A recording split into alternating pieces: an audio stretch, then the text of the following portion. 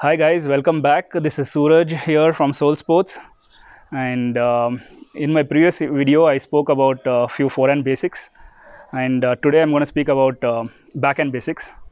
And in backhand we have two ways to play it. One is double hand backhand, another one is single hand backhand.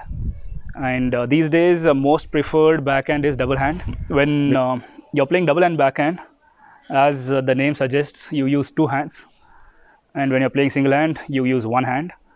When you are playing double hand backhand, you either hold a continental grip with your playing hand and continental grip with your non-playing hand, being your playing hand at the bottom of the racket and non-playing hand at the top of the racket of the grip. And in single hand backhand, generally you use a eastern backhand grip. Okay, so first let me talk about double hand backhand.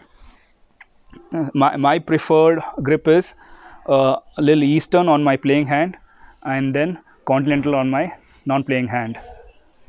Okay, let's talk about the advantages of both single hand backhand and double hand backhand. So when you play single hand backhand, first advantage is you get better reach because it's one hand. You can move your hand all the way. Other hand is not restricting your stretch. And second thing is single hand backhand will give you a freer swing because you're using one hand to swing the racket. So you will have a little bit more extended backswing, little bit more extended follow through. So one more thing is single hand looks a little bit more stylish. That's what they say. The advantages of double hand backhand are many.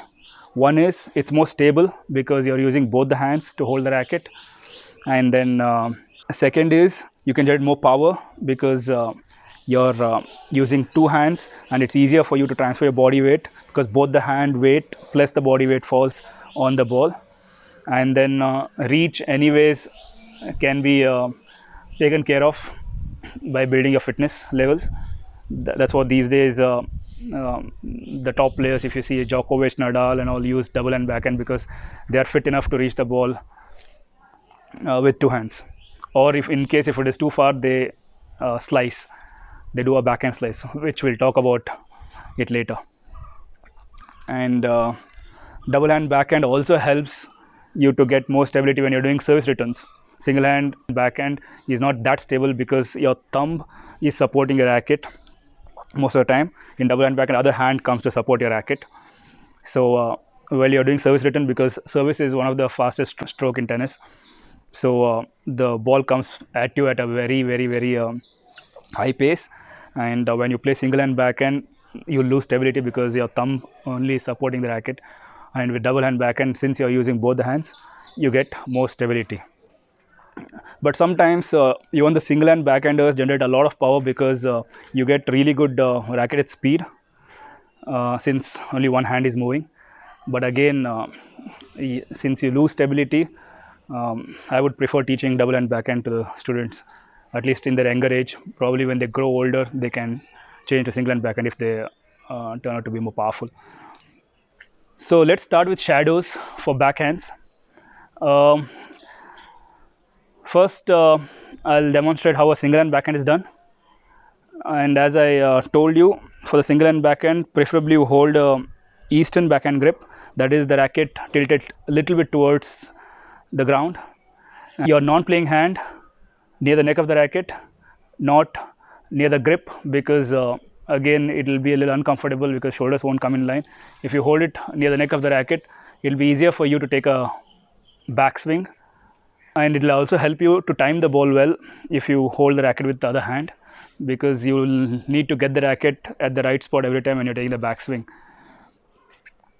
Yeah, so let's start with how a backswing is done. So when you take a backswing, make sure your racket head is facing up and not down, and your forearm and the racket is in a right angle, kind of right angle, and you're holding the non-playing hand at the neck of the racket. So when you take a backswing, you just turn your shoulders and you have a backswing. And if you want a little bit more power, you can take it a little bit further behind. But for basics, you just turn your shoulders and you have a backswing.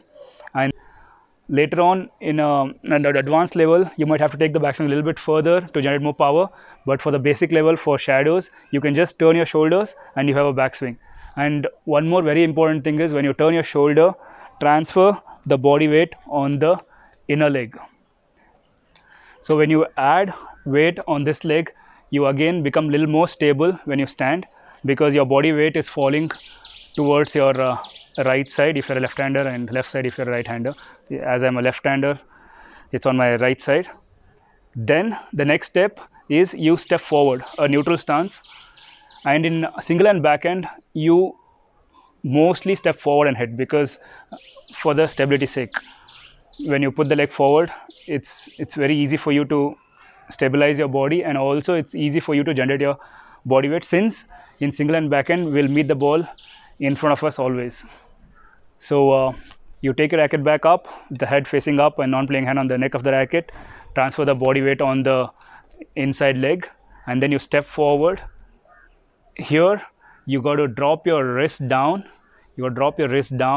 and then start the swing. So you drop your wrist down, and then from there you start the swing. You connect the ball as much in front of you as possible. And one more thing here is you can't meet the ball behind you in single hand backhand. In double hand backhand you can, because other hand supports. In single hand you have to meet the ball in front of you and then complete the follow through. One thing to remember here is when you have taken your backswing and when we have stepped, the non-playing hand stays there. Probably it might go up a little bit when you're trying to hit the ball hard, but it stays there, because if it stays there, you are getting your shoulders in line, and then you can be more stable when you finish the shot.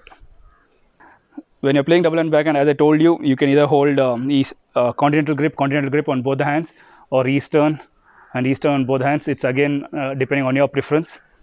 Since we are working on basics, I don't want to go too much in detail with how you hold the racket. It's very simple. It's even simpler than forehand, because in forehand you need to take a bigger backswing and then you need to drop your wrist a little bit more.